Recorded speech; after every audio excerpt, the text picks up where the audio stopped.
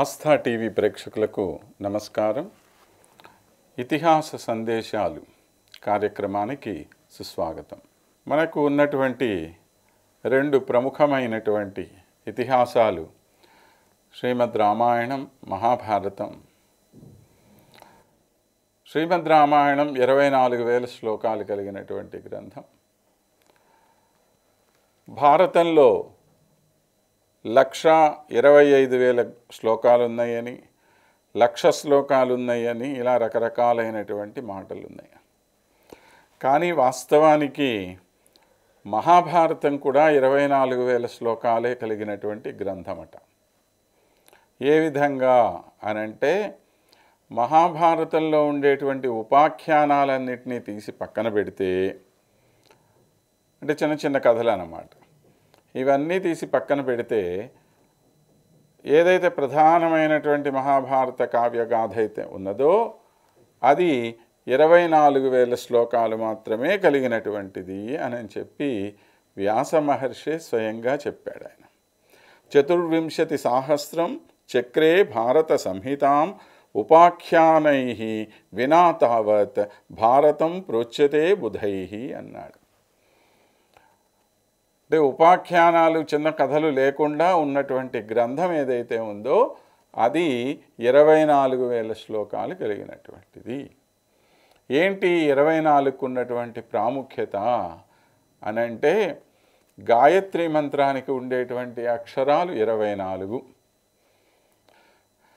గాయత్రి మంత్రం ఎంత శక్తివంతమైనదో, ఎంత ప్రభావవంతమైనటువంటిదో, ఎంత మహత్తు కలిగినటువంటిదో అంతే మహత్తు కలిగినటువంటిది శ్రీమద్ రామాయణం అన్నారు. రామాయణంలో ప్రతి 1000 శ్లోకాలకి గాయత్రి మంత్రంలో ఉండేటువంటి ఒక్కొక్క అక్షరంతో ప్రారంభం అవుతాయి అవి. అలా 24,000 శ్లోకాలకి 24 అక్షరాలతోటి రామాయణం ప్రారంభం అవుతుంది.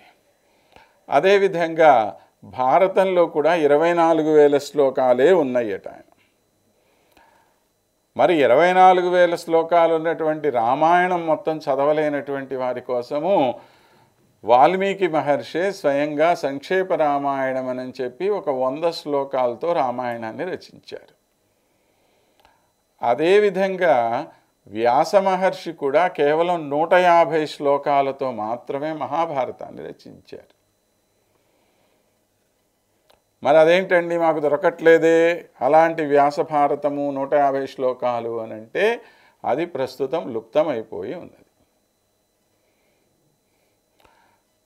కనుక అంటే వీటన్నిటికీ మళ్ళీ ప్రమాణాలు అయితే మనకు కనపడుతున్నాయి, కానీ వాస్తవమైనటువంటి ఆ సాహిత్య భాగం మనకు కనపడలేదు. వాస్తవానికి మహాభారతాన్ని కేవలం 1,25,000 శ్లోకాలతోటే ఆయన రచించలేదు. ఆయన రచించినటువంటి మహాభారతం ఏదైతే ఉన్నదో అది 60 లక్షల శ్లోకాలు కలిగినటువంటిదిట. అంత ఉద్గ్రంథం అది. ఇంత గొప్పగా రచించాడు ఆయన. అయితే 60 లక్షల శ్లోకాలతో ఉండేటువంటి ఈ భారతాన్ని ఎవరూ అర్థం చేసుకోలేకపోతే దేవలోకంలో ఉండేటువంటి వారి కోసమని చెప్పి 30 లక్షల శ్లోకాలతో ఉండేటువంటి ఒక భారతం రచించారట. అది జనాలకు కష్టమయ్యింది. తరువాత పితృలోకంలో ఉండేటువంటి వారి కోసమని చెప్పి 15 లక్షల శ్లోకాలతో ఒక భారతం రచించబడింది. అది కష్టమే అయ్యా.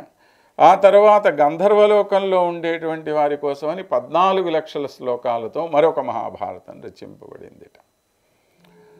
అది అలా అలా అలా అలా వచ్చి మానవలోకానికి వచ్చేసరికి 1,00,000 శ్లోకాలు కలిగినటువంటిది అయ్యింది అని చెప్పి చెప్తారు.